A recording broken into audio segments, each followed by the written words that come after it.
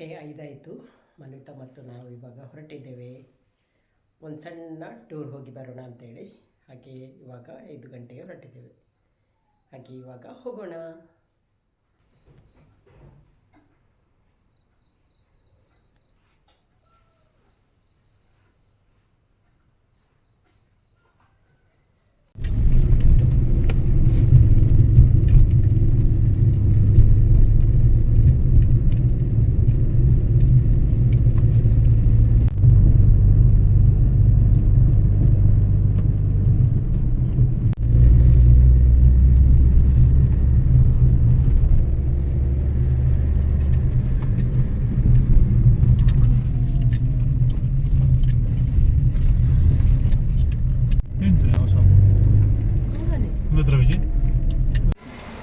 Thank you, ಬಾಯ್.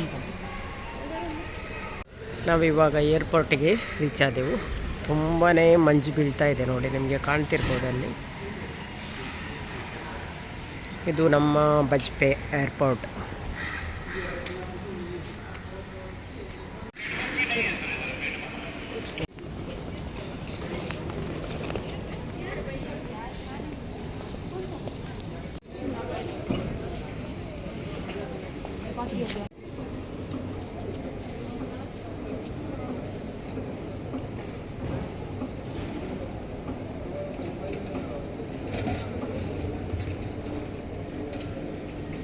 ಇವಾಗ boarding pass ಎಲ್ಲ ಮುಗಿಸ್ಕೊಂಡು ಇಲ್ಲಿ ನಾವು ಈಗ ವೇಟ್ ಮಾಡ್ತಾ ಇದ್ದೇವೆ. 7:55 ಫ್ಲೈಟ್.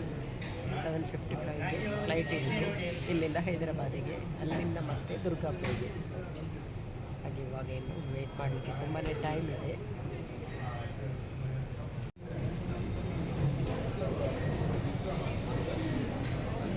ಇವಾಗ ವೇಟ್ ಮಾಡ್ತಾ ಇದ್ದೇವೆ. ಇನ್ನು ಕೂಡ ಒಂದು ಅರ್ಧ ಗಂಟೆ ಇದೆ. ಯಾವಾಗ ಒಳಗಡೆ ಬಿಡ್ತಾರೆ ಗೊತ್ತಿಲ್ಲ, ಆ ಕಡೆಯಿಂದ ಹೋಗಬೇಕು.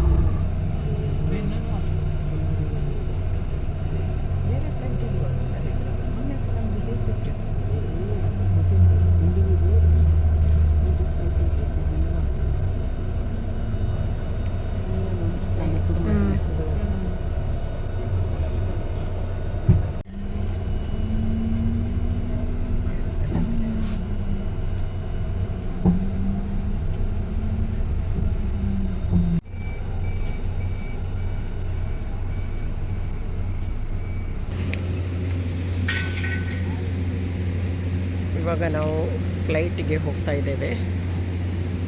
ಬಸ್ಸಲ್ಲಿ ತಂದು ನಮಗೆ ಫ್ಲೈಟ್ ಹತ್ರ ಬಿಟ್ಟಿದ್ದಾರೆ. ಹಾಗೆ ಇವಾಗ ಲೈನಲ್ಲಿ ಹೋಗ್ತಾ ಇದ್ದೇವೆ. ನೋಡಿ ಬಜ್ಪೆ ಏರ್ಪೋರ್ಟ್ ನೋಡಿ.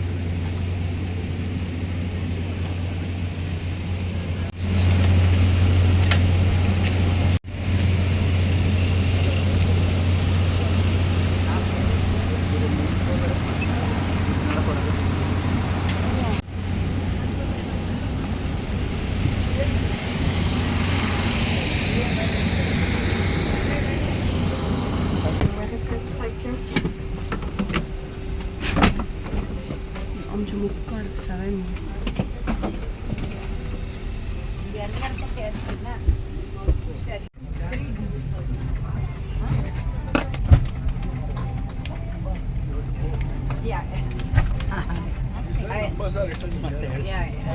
I recall it.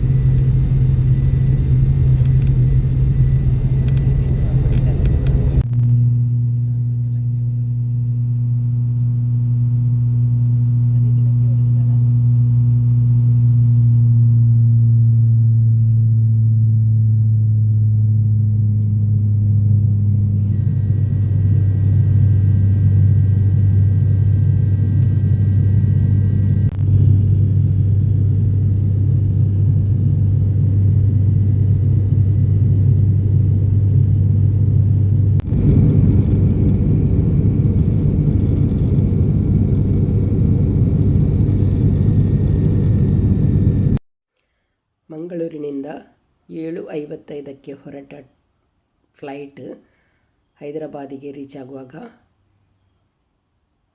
9:15 ಆಗಿತ್ತು. ಹಾಗೆಯೇ ನೋಡಿ ಇವಾಗ ನಾವು ಹೈದರಾಬಾದಿಗೆ ರೀಚ್ ಆಗಿದ್ದೇವೆ. ಹಾಗೆಯೇ ನಮಗೆ ಕನೆಕ್ಟಿಂಗ್ ಫ್ಲೈಟ್ ದುರ್ಗಾಪುರಕ್ಕೆ 12:55ಕ್ಕೆ ಇರುವ ಕಾರಣ ನಮಗೆ ಅಲ್ಲಿ ತುಂಬಾ ಟೈಮ್ ಇತ್ತು. ಹಾಗಾಗಿ ಇವಾಗ ಮೇಲ್ಗಡೆ ಹೋಗ್ತಾ ಇದ್ದೇವೆ. ಹಾಗೆ ಹೈದರಾಬಾದಲ್ಲಿ ತುಂಬಾ ಟೈಮ್ ಇದ್ದ ಕಾರಣ ನಾವು ಇಡೀ ಏರ್ಪೋರ್ಟನ್ನು ಒಳಗಡೆಯಿಂದ ಮಾತ್ರ ಸುತ್ತಾಡಲಿಕ್ಕಾಗ್ತಿತ್ತು. ಹಾಗಾಗಿ ಒಳಗಡೆ ಇರುವ ಎಲ್ಲ ಕಡೆ ಹೋಗಿ ನೋಡ್ಕೊಂಡು ಬಂದೆವು. ತುಂಬಾ ಚೆನ್ನಾಗಿತ್ತು ಏರ್ಪೋರ್ಟು. ತುಂಬಾ ಖುಷಿಯಾಯಿತು ಈ ಏರ್ಪೋರ್ಟ್ ನೋಡಿ. ಹಾಗೆ ನಾವು ಇವಾಗ ಎಲ್ಲ ಕಡೆ ನೋಡ್ಕೊಂಡು ಬರ್ತಾ ಇದ್ದೇವೆ.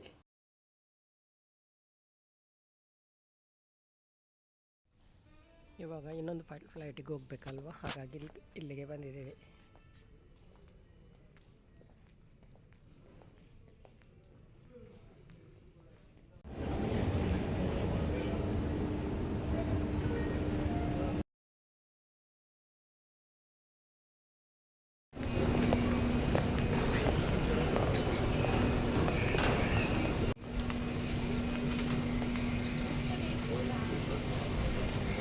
ಕನೆಕ್ಟಿಂಗ್ ಫ್ಲೈಟಿಗೆ ಇನ್ನೂ ಕೂಡ 2 ಗಂಟೆ ಇದೆ. ಹಾಗಾಗಿ ಇವಾಗ ಹೈದರಾಬಾದ್ ಏರ್ಪೋರ್ಟ್ ಫುಲ್ ಒಳಗಡೆ ಸುತ್ತಾ ಇದೆ, ಹೊರಗಡೆ ಹೋಗಲಿಕ್ಕಿಲ್ಲ. ಹಾಗೆ ಎಲ್ಲ ಸುತ್ತಾಡಿಕೊಂಡು ಎಲ್ಲ ನೋಡೋದು. ಈ ಏರ್ಪೋರ್ಟ್ನೊಳಗೆ ತುಂಬಾ ಶಾಪ್ಸ್ ಎಲ್ಲ ಇದೆ. ನಮಗೆ ಬೇಕಾದನ್ನು ಎಲ್ಲವನ್ನು ಕೂಡ ಪರ್ಚೇಸ್ ಮಾಡ್ಬೋದು. ಒಂದು ದೊಡ್ಡ ಮಾಲ್ ಥರನೇ ಅಂತಲೇ ಹೇಳ್ಬೋದು. ಆದರೆ ಇದರಲ್ಲಿ ನಮಗೆ ಶಾಪಿಂಗ್ ಮಾಡುವ ಹಾಗೆ ಇಲ್ಲ. ಯಾಕೆಂದರೆ ಪ್ರತಿಯೊಂದು ಕಡೆ ತುಂಬಾ ರೇಟು ಜಾಸ್ತಿ. ಒಂದು ಸ್ಯಾಂಡ್ವಿಚ್ನ ರೇಟ್ ಕೇಳಿದರೆ ನಿಮಗೆ ಶಾಕ್ ಆಗ್ಬೋದು. ಯಾಕೆಂದರೆ ಒಂದು ಸ್ಯಾಂಡ್ವಿಚ್ಚಿಗೆ ಇಲ್ಲಿ 400 ರೂಪೀಸ್. ಹಾಗಾಗಿ ಹೆಚ್ಚಿನವರು ಏರ್ಪೋರ್ಟ್ನೊಳಗೆ ಏನನ್ನು ಶಾಪಿಂಗ್ ಮಾಡೋದಿಲ್ಲ. ಹಾಗೆ ನಾವಂತೂ ಎಲ್ಲ ರೇಟ್ ನೋಡ್ತಾನೇ ಹೋಗ್ತಾ ಇದ್ದೆವು.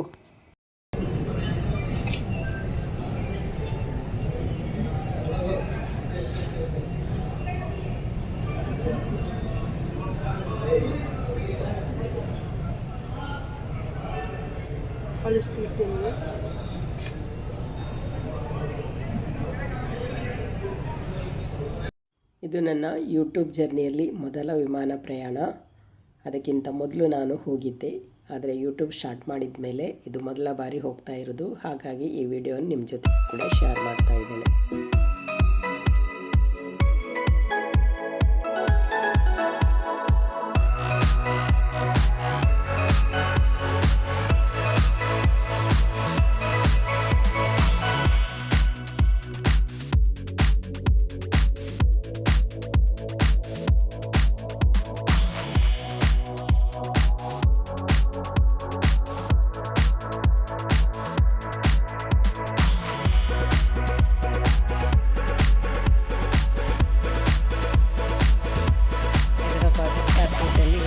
ಇವಾಗ ನಾವು ಸ್ಪೆಂಡ್ ಮಾಡಿದೆವು ಎಲ್ಲ ಕಡೆ ತಿರುಗಿ.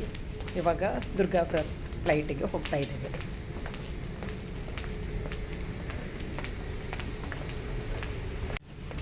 ಈ ಥರ ನಡ್ಕೊಂಡು ಹೋಗಬೇಕು.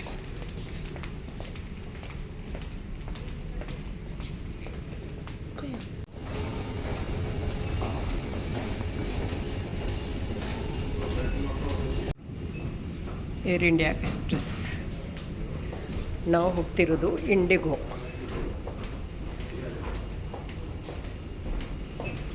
ಇವಾಗ ಇಲ್ಲಿ ಫ್ಲೈಟ್ನೊಳಗೆ ಹೋಗಲಿಕ್ಕೆ ಕ್ಯೂ ನಿಲ್ಲಕ್ಕಿದೆ. ಅಲ್ಲಿ ನೋಡಿ ಪೈಲಟ್ ಎಲ್ಲ ಕೂತಿದ್ದಾರೆ.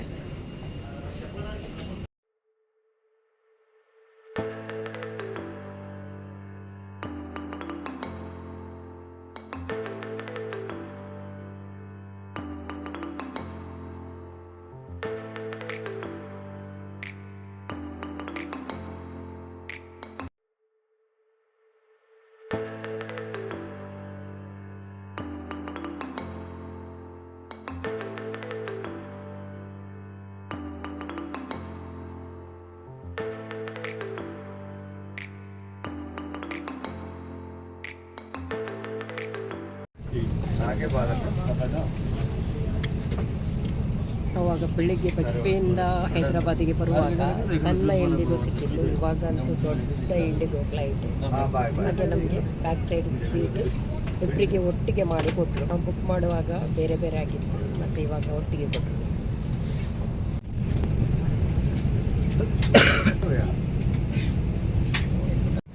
ಇವಾಗ ಬೋರ್ಡಿಂಗ್ ಪಾಸ್ ಎಲ್ಲ ಆಯಿತು. ಫುಲ್ ಏನಾಗಲಿಲ್ಲ, ಅರ್ಧ ಫ್ಲೈಟ್ ಮಾತ್ರ ಜನ ಆಯಿತು.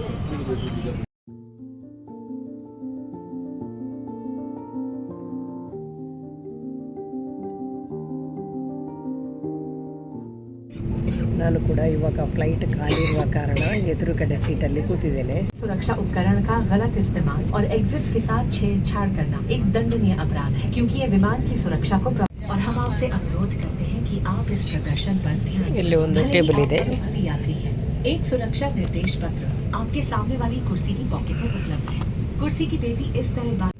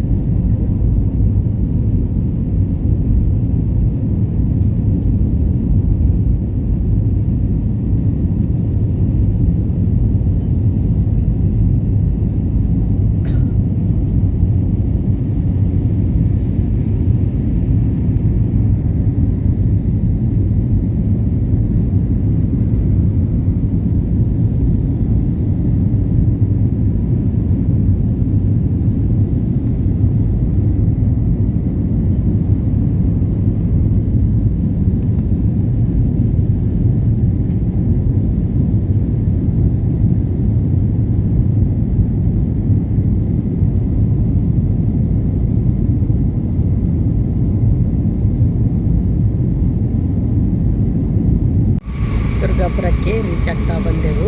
ಇನ್ನೇನು ಸ್ವಲ್ಪ ಹೊತ್ತಲ್ಲಿ ಲ್ಯಾಂಡಿಂಗ್ ಆಗ್ತದೆ. ನಿಮಗೆ ತೋರಿಸ್ತೇನೆ ಹೇಗೆ ಕಾಣ್ತಾ ಇದೆ ಅಂತೇಳಿ.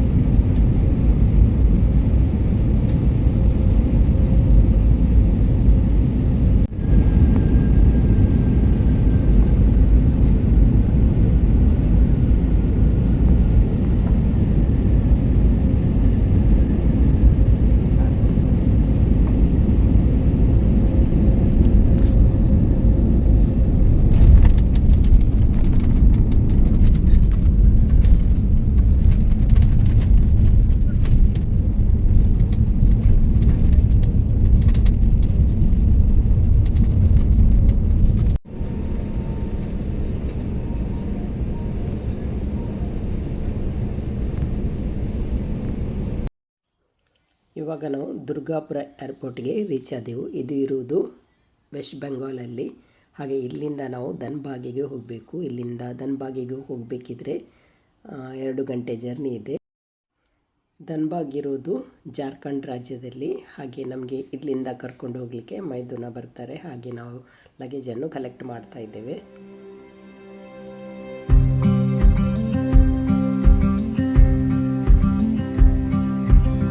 ಇವಾಗ 4:45ಕ್ಕೆ ನಾವು ಧನ್ಬಾದಿಗೆ ರೀಚ್ ಆದೆವು. ಫ್ರೆಶಪ್ ಆಗಿ ಸ್ವಲ್ಪ ಮೊಬೈಲೆಲ್ಲ ನೋಡ್ತಾ ಇದ್ದೇವೆ.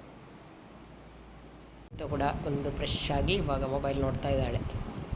ಫ್ಲೈಟಲ್ಲಿ ಅಷ್ಟೊಂದು ಎಕ್ಸೈಟ್ಮೆಂಟ್ ಇರಲಿಲ್ಲ, ಯಾಕೆಂದರೆ ನಾವು ಇದಕ್ಕಿಂತ ಮೊದಲು ಫ್ಲೈಟಲ್ಲಿ ಹೋಗಿದ್ದೇವೆ ಅಲ್ವಾ. ಫಸ್ಟ್ ಟೈಮ್ ಹೋಗುವಾಗಂತೂ ತುಂಬಾ ಎಕ್ಸೈಟ್ಮೆಂಟ್ ಇತ್ತು. ಫ್ಲೈಟಲ್ಲಿ ಹೋಗುವ ಜರ್ನಿ ತುಂಬಾ ಖುಷಿಯಾಗಿತ್ತು. ಮಕ್ಕಳೆಲ್ಲ ಸಣ್ಣದಿರುವಾಗ ನಾವು ಹೋಗಿದ್ದೇವೆ. ಈ ಜರ್ನಿ ಖುಷಿಯಾಯಿತು. ಹೈದರಾಬಾದ್ ಏರ್ಪೋರ್ಟ್ ನೋಡಿ ಅಂತೂ ಖುಷಿಯಾಯಿತು. ತುಂಬ ದೊಡ್ಡದಾದ ಏರ್ಪೋರ್ಟು. ಹಾಗೆ ಅಲ್ಲಿಂದ ದುರ್ಗಾಪುರಿಗೆ ಬಂದು ಮತ್ತು ಇವಾಗ ಧನ್ಬಾದ್ಗೆ ರೀಚ್ ಆಗಿದ್ದೇವೆ. ಧನ್ಬಾದ್ ಇರೋದು ಜಾರ್ಖಂಡ್ ಸ್ಟೇಟಲ್ಲಿ. ಹಾಗೆ ನಾವು ಇವತ್ತು ಹೈದರಾಬಾದ್ ಆಗಿ ವೆಸ್ಟ್ ಬೆಂಗಾಲ್ಗೆ ಬಂದು ಅಲ್ಲಿಂದ ಜಾರ್ಖಂಡಿಗೆ ಬಂದಿದ್ದೇವೆ. ಇಲ್ಲಿಗೆ ರೀಚ್ ಆಗಿದ್ದೇವೆ. ಈ ಜರ್ನಿ ವಿಡಿಯೋನ ಇಲ್ಲಿಗೆ ಎಂಡ್ ಮಾಡ್ತೇನೆ. ವಿಡಿಯೋ ಇಷ್ಟ ಆದರೆ ಲೈಕ್ ಮಾಡಿ, ಶೇರ್ ಮಾಡಿ, ಅದೇ ರೀತಿ ಸಬ್ಸ್ಕ್ರೈಬ್ ಮಾಡೋದರ ಮೂಲಕ ಚಾನಲ್ಗೆ ಸಪೋರ್ಟ್ ಮಾಡಿ. ಇನ್ನೊಂದು ವಿಡಿಯೋದೊಂದಿಗೆ ಸಿಗ್ತೇನೆ. ಅಲ್ಲಿ ತನಕ ಬಾಯ್.